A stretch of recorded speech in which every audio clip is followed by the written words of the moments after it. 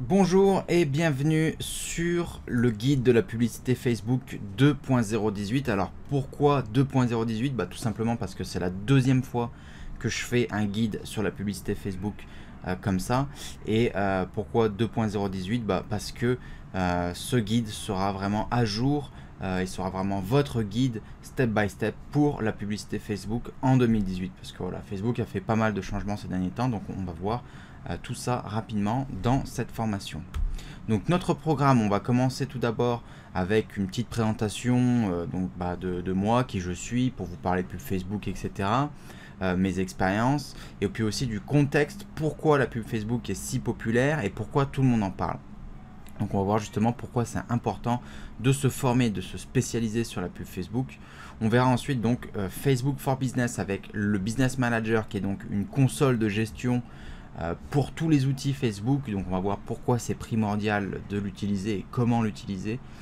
On va voir aussi donc le pixel Facebook, qui est ce fameux bout de code qu'on installe sur nos sites afin de permettre à Facebook justement d'analyser nos données. Donc on va essayer de démystifier ce mystérieux pixel, parce que ça pose pas mal de problèmes à de nombreuses personnes que je connais et de nombreux marketeurs qui ont un petit peu des difficultés à cerner le concept du pixel et comment ça fonctionne, comment bien l'optimiser.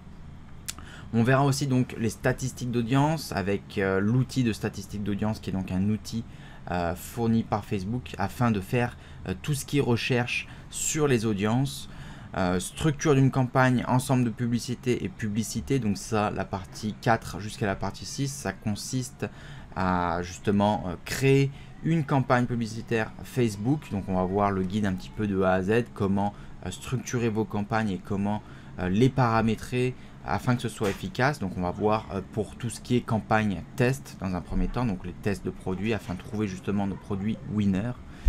On verra ensuite donc dans la 7e partie l'analyse des résultats, justement comment un petit peu interpréter les différents résultats, parce que je remarque dans beaucoup de groupes, sur beaucoup de différents blogs, etc. C'est vrai qu'il y a pas mal de personnes qui sont un petit peu perdues avec toutes les métriques que Facebook propose. C'est pas toujours facile de se repérer, de savoir quel indicateur regarder. Donc on va voir justement quels sont selon moi les indicateurs bidons, ceux auxquels on a tendance à porter trop d'attention, et au contraire les indicateurs vraiment pertinents, ceux auxquels on ne porte pas assez d'attention. On verra donc en 8e partie aussi comment optimiser nos campagnes publicitaires et nos ensembles de publicité. Et on verra en dernière partie donc le petit bonus pour vous, qui est vraiment un outil extrêmement efficace quant à la publicité Facebook. Il s'agit donc du retargeting ou remarketing, ça dépend un petit peu des personnes, mais voilà donc pour le terme. Et on verra donc en conclusion un récapitulatif de tous les points qu'on a vus, tous les points essentiels de la publicité Facebook. Et on va voir aussi justement pourquoi c'est important de se spécialiser sur la publicité Facebook quand on est un marketeur digital aujourd'hui, et ce que ça peut vous apporter sur le court et le long terme. Voilà donc pour la présentation de notre petit sommaire. On passe tout de suite à l'introduction, donc le monde de la publicité Facebook. Alors pourquoi faire de la pub sur Facebook? Donc tout simplement, il faut noter que Facebook n'est pas un phénomène de mode, contrairement à ce que beaucoup de personnes peuvent croire. J'entends beaucoup de marketeurs et beaucoup de spécialistes de la pub en ligne dire que le phénomène Facebook, etc. ne va pas durer. Puis là, de plus en plus ça va, et plus les opinions changent, parce que les gens commencent à voir le paysage du monde de la publicité sur Internet se modifier légèrement. Il faut savoir donc que la pub Facebook a commencé en 2004. À la base, c'était des bannières et des images statiques un peu moches et dégueulasses qu'on téléchargeait sur la plateforme publicitaire Facebook. Donc on n'avait même pas un outil pour créer des campagnes publicitaires. C'était quelque chose qu'on créait sur notre PC et puis qu'ensuite qu'on téléchargeait sur la campagne publicitaire Facebook. Ça marchait un peu comme un système de bannière, comme on peut voir sur des blogs ou sur des sites traditionnels. Bon voilà, aujourd'hui on voit qu'on peut créer des pubs, qu'on peut créer des vidéos, on peut créer des canvas, on peut créer vraiment plein de choses avec la publicité Facebook. On peut aussi faire de la pub sur Instagram, donc une capacité d'évolution depuis 2004 qui a été fulgurante, et Facebook qui n'arrête pas aussi de faire des modifications et des optimisations sur leur plateforme publicitaire sur les dernières années. Là, notamment en septembre 2017, il y a eu une grosse mise à jour au niveau de la plateforme publicitaire Facebook et des changements qui sont toujours en cours d'application. Donc là, ça fait depuis septembre 2017, on est en décembre et on a toujours Facebook qui est en train de faire des modifications. Donc voilà, ça montre à quel point la plateforme est évolutive et n'arrête pas de changer. Donc depuis juin 2017, il faut savoir qu'il y a plus de 2 milliards d'utilisateurs sur Facebook. Donc ça veut dire quoi pour nous marketeurs? Ça veut dire potentiellement une cible de 2 milliards de personnes. Et plus il y a de personnes qui utilisent Facebook, plus notre cible devient conséquente. Donc voilà, on ne cible pas forcément tous les utilisateurs de Facebook, mais logiquement, les utilisateurs de Facebook en France, en Belgique, en Suisse, dans les pays anglo-saxons, le nombre de ces utilisateurs est aussi en croissance. Donc forcément, nous, on se retrouve aussi avec une audience de plus en plus large, donc de plus en plus intéressante pour les marketeurs. Croissance annuelle donc moyenne du nombre d'utilisateurs de plus 17%, donc c'est tout simplement énorme. Donc si ça continue à ce rythme-là, d'ici quelques années, on aura plus de 3 milliards d'utilisateurs et ainsi de suite, donc ça fait qu'augmenter. Et le temps de visite par jour en moyenne aussi dans le monde, une personne donc, qui utilise Facebook est de 35 à 50 minutes, donc c'est vraiment énorme. On sait qu'en moyenne, sur un site, peut-être votre site, mon site, des blogs, etc., le temps de visite par utilisateur est en moyenne de 3 à 5 minutes. Donc voilà, là ils font du x10, x20, donc c'est plutôt énorme. Ici donc on voit une courbe justement du nombre d'utilisateurs actifs sur Facebook. Donc on voit depuis 2008 à 2017 donc où ils ont passé justement la barre des 2 milliards d'utilisateurs. Donc c'est tout simplement énorme. Et ici aussi on voit la courbe des revenus publicitaires par année, avec donc des revenus qui sont au-dessus des 26 milliards, donc quelque chose d'assez énorme. Et on voit que la popularité de la plateforme publicitaire Facebook ne fait qu'augmenter d'année en année. Si ça augmente, c'est aussi qu'il y a une raison, c'est qu'il y a de plus en plus de personnes qui trouvent leur compte à faire de la publicité sur Facebook parce que c'est efficace, parce que ça marche et parce que c'est rentable tout simplement. Donc voilà, alors c'est vrai que je dis souvent en rigolant Facebook Ads c'est la méthode publicitaire du siècle, mais quelque part c'est pas faux, dans le sens où Facebook est quand même pour le moment la seule plateforme publicitaire qui va nous permettre de créer des audiences nous-mêmes, de cibler ces audiences-là en fonction de leur comportement. Donc ça peut être leur comportement d'achat, leurs comportements sociaux, leur comportement dans le domaine familial, etc. Donc ouais, dans tout ce qui est cadre social au final. Les caractères démographiques aussi, donc l'âge, le sexe, la localisation où ils vivent, etc.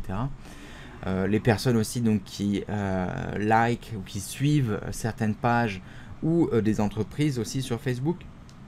Et puis on va aussi pouvoir cibler ces personnes en fonction de leurs intérêts, parce que donc il faut savoir que Facebook analyse et suit absolument toutes les actions de leurs utilisateurs sur la plateforme. Donc par exemple quelqu'un qui va liker des posts ou des publications ou des pages en lien avec un certain intérêt, à un moment donné Facebook va cataloguer cette personne et va l'étiqueter entre guillemets comme étant une personne ayant un intérêt pour tel ou tel sport ou tel hobby. Donc d'où l'intérêt de la méthode publicitaire Facebook. Alors pourquoi faire de la pub sur Facebook? Tout simplement parce que c'est une solution adaptée pour tout type de business, que vous soyez une boutique en ligne, que vous ayez une boutique physique, une société de service, une agence publicitaire, des bars, des restaurants, même un cinéma ou un hôtel, ou que vous soyez même des artistes ou des fabricants ou des artisans. Facebook peut être utilisé à votre avantage. Donc on est un site e-commerce, on va pouvoir faire de la promotion de nos produits et attirer des visiteurs sur notre site. Donc ça c'est le premier point. Deuxième point, on a une boutique physique.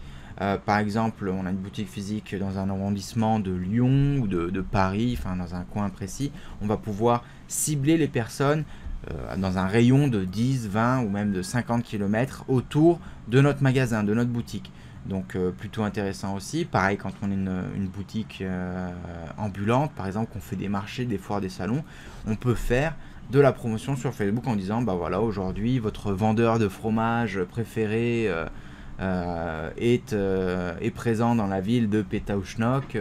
À la présentation du couple de ce petit message, profitez de 10% de réduction.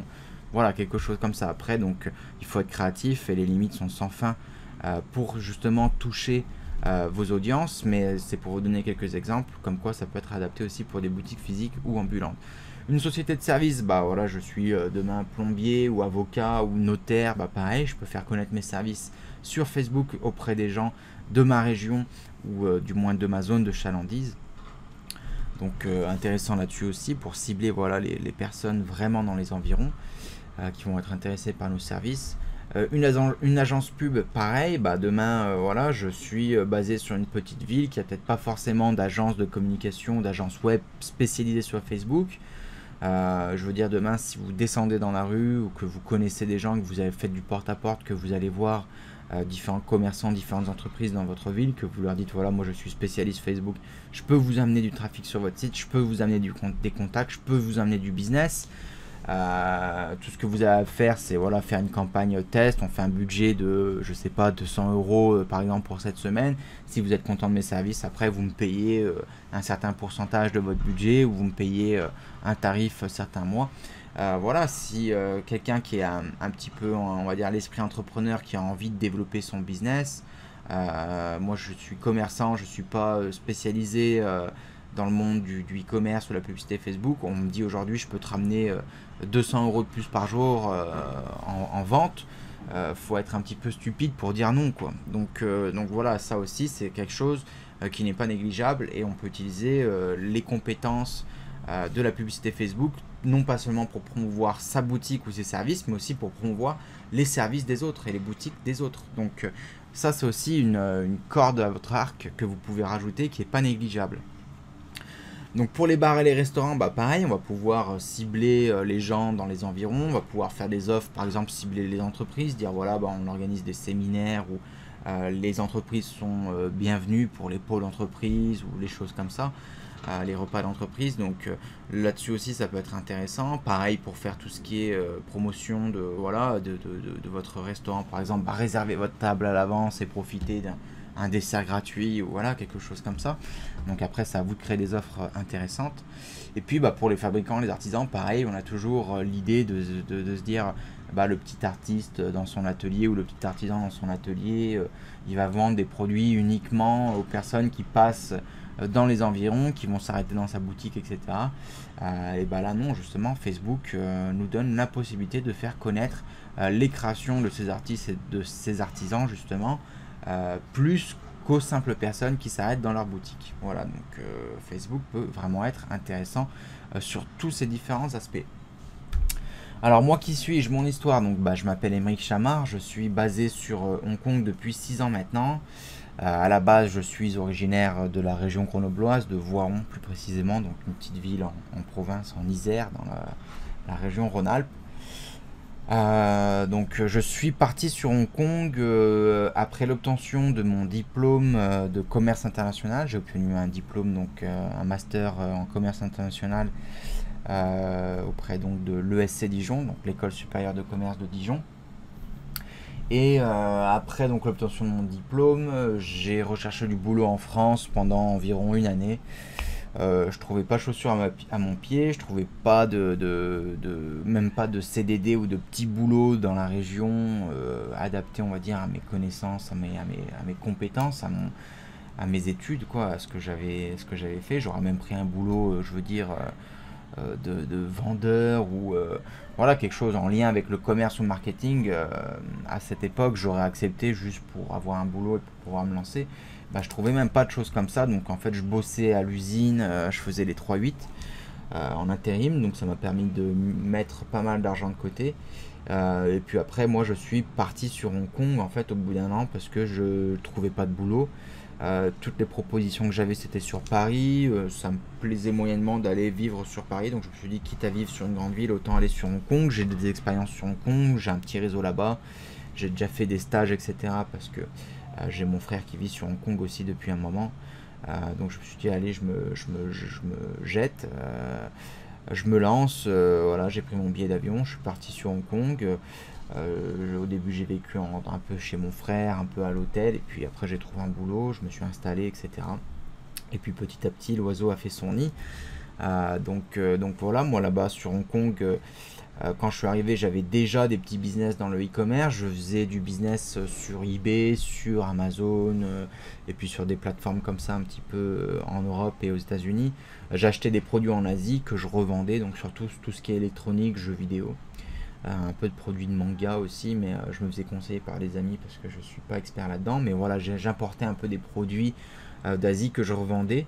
Donc c'est comme ça que je me suis vraiment lancé dans le e-commerce. Et puis après, en arrivant sur Hong Kong, là j'ai été recruté par une société, une grosse société donc hongkongaise, spécialisée dans la vente de produits électroniques en public.